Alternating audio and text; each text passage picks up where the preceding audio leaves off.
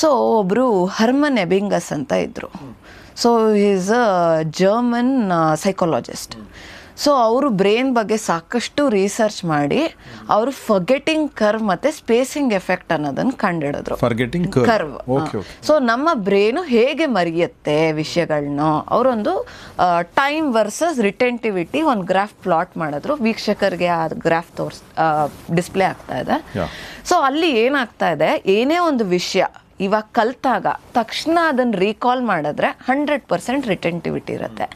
ಅದೇ ವಿಷಯ ನೀವು 24 hours ಬಿಟ್ಟು ರೀಕಾಲ್ ಮಾಡಿದ್ರೆ ನಿಮಗೆ ಜ್ಞಾಪಕ ಇಟ್ಕೊಳ್ಳೋ ಸಾಮರ್ಥ್ಯ ಇರೋದು ಜಸ್ಟ್ 20%. ನಮ್ಮ ಹ್ಯೂಮನ್ ಬ್ರೈನೇ ಡಿಸೈನ್ ಆಗಿರೋದು ಹೀಗೆ. ಸಾಕಷ್ಟು ಜನ ಪೇರೆಂಟ್ಸ್ ನನ್ನ ಹತ್ರ ಬರೋರು ಇದೇ ಕಾಮನ್ ಪ್ರಾಬ್ಲಮ್, ನನ್ನ ಮಗು ಇವತ್ತು ಕಲಿತು ನಾಳೆ ಮರ್ತೋಯ್ತು.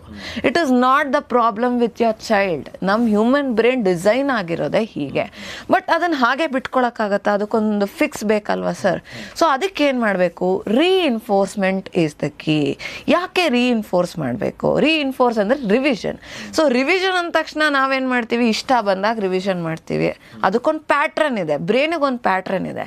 So every day brain is bombarded with more than 60,000 thoughts. So ಇವತ್ತೇನೋ ಒಂದು ವಿಷಯ ಓದಿರ್ತೀವಿ, ನಾಳೆ 24 ಗಂಟೆ ಆಗೋದ್ರೊಳಗೆ ಇನ್ನಷ್ಟು ವಿಷಯಗಳನ್ನ ತಿಳ್ಕೊಂಡಿರ್ತೀವಿ, ಇನ್ನಷ್ಟು ಜನಗಳನ್ನ ಮೀಟ್ ಮಾಡಿರ್ತೀವಿ, ತುಂಬಾ ವಿಷಯಗಳು ನಡೆದಿರುತ್ತೆ. ಈಗಂತೂ ಮೊಬೈಲ್ ಬಂದು ಇನ್ನೊಂದಷ್ಟು ಅನ್ವಾಂಟೆಡ್ ಸ್ಟಫ್ ಎಲ್ಲ ಜಂಕ್ ಎಲ್ಲ ನಮ್ಮ ಮೈಂಡಿಗೆ ಹೋಗ್ತಾ ಇರುತ್ತೆ. ಇವಾಗ ಅಷ್ಟು ಇನ್ಫಾರ್ಮೇಶನ್ ಲೋಡ್ ಆದಾಗ ನಿಮ್ಮ ಬ್ರೈನಿಗೆ ಯಾವುದನ್ನ ಶಾರ್ಟ್ ಟರ್ಮಲ್ಲಿ ಇಟ್ಕೋಬೇಕು, ಯಾವುದನ್ನ ಲಾಂಗ್ ಟರ್ಮಲ್ಲಿ ಇಟ್ಕೋಬೇಕು ಅನ್ನೋದು ಗೊತ್ತಾಗೋದಿಲ್ಲ.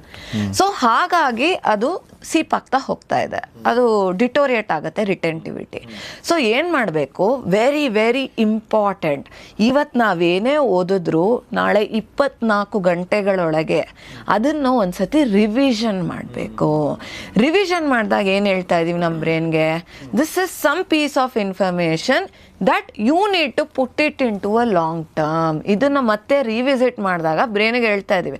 ಸೊ ಅಷ್ಟು ಇನ್ಫಾರ್ಮೇಷನ್ ಲೋಡ್ದಾಗದಾಗ ಅದು ಗೊತ್ತಾಗಲ್ಲ ಯಾವ್ದನ್ಗೆ ಅಪ್ಕ ಇಟ್ಕೋಬೇಕು, ಯಾವ್ದನ್ಗೆ ಅಪ್ಕ ಇಟ್ಕೋಬಾರ್ದು ಅಂತ. ಸೊ ಅವಾಗ ಏನಾಗುತ್ತೆ, ಬ್ರೈನಿಗೆ ಅರ್ಥ ಆಗುತ್ತೆ, ಓ ಇದನ್ನು ನಾನು ಲಾಂಗ್ ಟರ್ಮಲ್ಲಿ ಅಪ್ಕ ಇಟ್ಕೋಬೇಕು, ಯಾಕೆ ರೀಎಕ್ಸ್ಪೋಸ್ ಮಾಡಿದ್ದೀವಿ. ಸೊ ಆವಾಗ ರಿಟೆಂಟಿವಿಟಿ ಹೆಚ್ಚಾಗಿರುತ್ತೆ. So reinforcement is the key to memory.